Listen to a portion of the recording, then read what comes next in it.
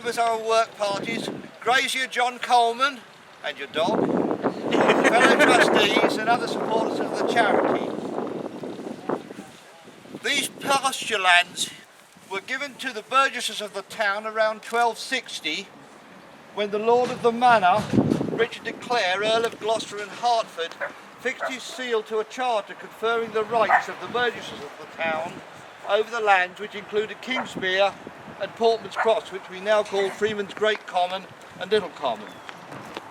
Other lands were added later, and these have become Sudbury Common lands as we know them today, which have been grazed continuously since those early times.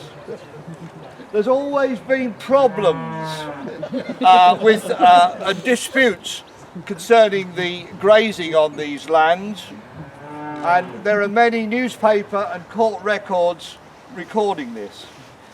In a court record of 1822 it states, "The freemen's rights are to include the making of regulations concerning their commons as they thought proper, and given a proper notice of them by the common crier," and goes on to indicate who had the right to turn his cattle on the commons.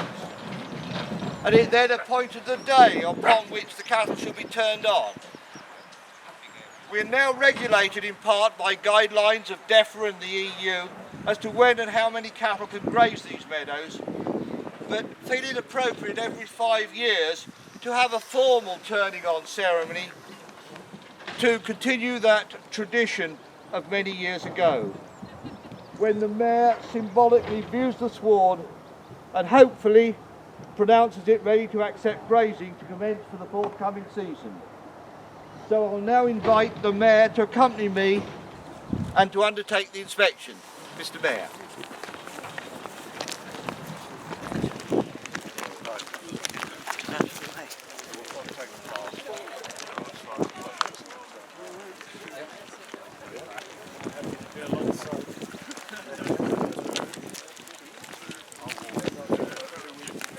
You're filming, aren't you?